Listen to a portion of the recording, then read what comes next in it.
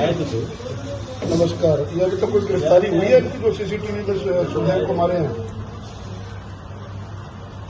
सारे फरार है ना। इनका ऐसा रगड़ा बांधना है, ऐसा काम करना है ताकि इनको करनाल में बदमाशी करने का पता लग जाए। मैं चंडीगढ़ से स्पेशल सुखदेव के लिए आया हूँ अभी यहाँ पे। बढ़िया रगड़ा बांध के अच्छी तरह जितनी सख्त सख्त धाराएं लगती है वो लगाना। तो जान से मारने वाली पोजीशन नहीं आए थे जी। ये तो मेरी किस्मत ठीक थी, मैं बच गया, मैं भाग गया।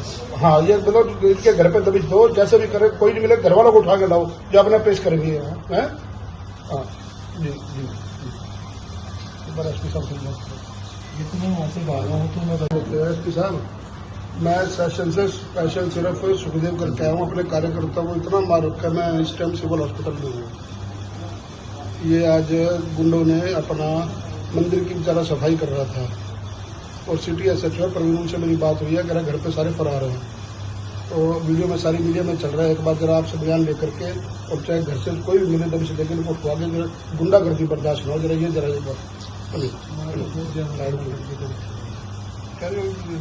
कुछ दिन पहले भी वहाँ चौक पे मोटरसाइकिल छोड़ दी, लड़के की ठंडी पड़ी थी वही चौक पे। बड़ी बढ़िया इलाज करेंगे, चिंता न करें। 3 लड़के थे, छोटी छोटी सी उम्र के लड़के बदमाश और सरेआम घूमते। चिंता मत करो, दवाई दारू की चिंता न कर, किसी प्रकार की पीएमओ साहब जब तक रहे प्रॉपर अच्छे से इलाज हो, किसी प्रकार की दिक्कत ना हो, ये ध्यान रखना। हाँ, सीटी स्कैन वगैरह एक्सरे सब करा लिया होता है। ठीक है। और भी जरूरत होगी सर, हम बैठे आपने मेरे को तो डॉक्टर साहब आपने इनको बोल दिया डिस्चार्ज की स्लिप भी बुला दी। किसने बोला और किसने बोला? इसको भी बनी नहीं सकते। नहीं, मेरे को बताया गया है कि इनको डिस्चार्ज करने के लिए बोल रहे हैं, डिस्चार्ज करते हैं। सर्जन ने अपनी तरफ से 2-3 डिस्चार्ज देते हैं। हॉस्पिटल से डिस्चार्ज हुआ, सर्जन ने बोले मेरी तरफ से डिस्चार्ज है, क्योंकि वो इनका सिटी स्कैन नॉर्मल आ चुका था। सर्जन ने बोला सिर्फ ऑर्थो का केस है, सर्जरी का केस है। ये बात ऐसा कोई डिस्चार्ज हॉस्पिटल से नहीं करे थे। अब क्या पोजीशन? अभी सर नॉर्मल है, एक्सरे सारे नॉर्मल है। सिर पे जो चोट वोट है वो उसका सिटी स्कैन हो चुका नॉर्मल। सिर में कोई ऐसी गुम चोट तो नहीं है? इतनी चोटें उनकी नींद है सारे। कितने को फिर वो बदमाश ही है। 10 केस उनका ये नाम दर्ज हो वो अभी बड़ा सच अपना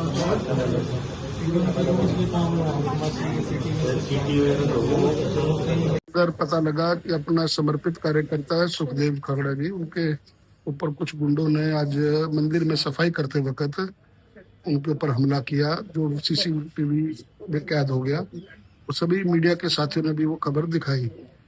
तो सेशन में लगातार 4-5 बार इनके फोन आए, तो सेशन में हम फोन उठा नहीं सकते। तो फिर अपने सहयोगी को मैंने बोला कि जरा एक बार पता करो। तो पता लगा कि इस प्रकार की है।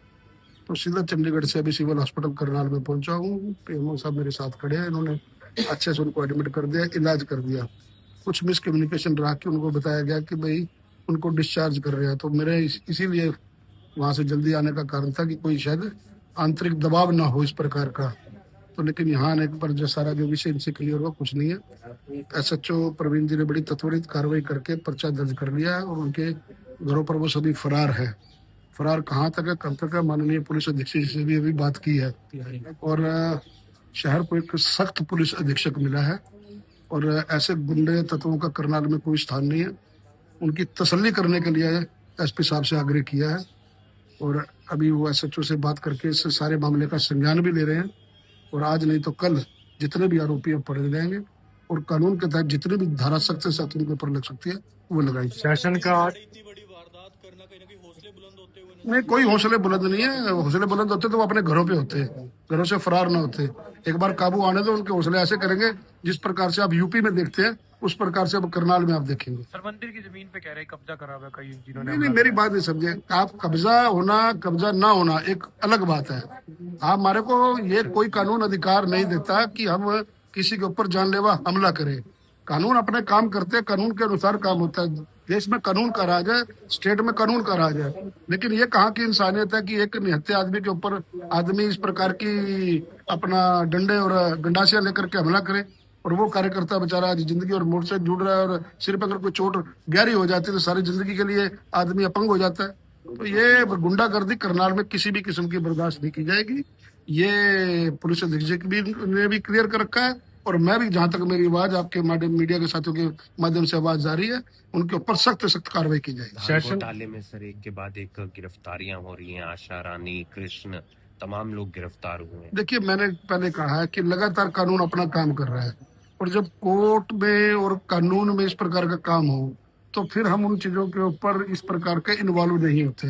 कानून लगातार अपना काम कर रहा है, और जो जो उसमें उनको अपना सिस्टम मिल रहा है उसके ऊपर वो कार्रवाई है, और वो कार्रवाई निरंतर जारी है। पब्लिक कहती है सर रिकवरी नहीं हो पा रही, करोड़ों का घोटाला और रिकवरी लाखों में। नहीं, देखिए, मैंने क्या कहा, अभी कुछ चीजें बाहर आनी बाकी हैं। कई बार मीडिया को अपना अभी राजीव जी ने प्रेस कॉन्फ्रेंस की है, अपना जो डीएसपी है, मीडिया को वो सारी जानकारी देंगे। मैंने क्या कहा कि अभी हम लोगों ने ना तो किसी के बारे में वहां कोई बात की, ना हमें इस बारे में संज्ञान, क्योंकि कानून अपना काम कर रहा है। जल्द ही वो सारी चीजें आप सब लोगों के सामने आ जाएगी। विधानसभा सत्र आज पहला दिन था सर। हाँ, विधानसभा का पहला सत्र था। माननीय राज्यपाल जी ने आज जो अपना अभिभाषण दिया, उसमें सरकार की उपलब्धियों को उन्होंने बताया है।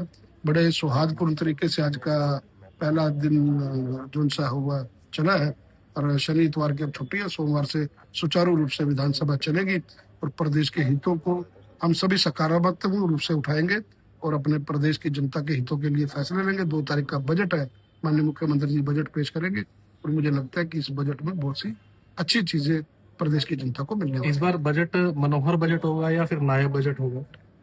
नायब मनोहर बजट।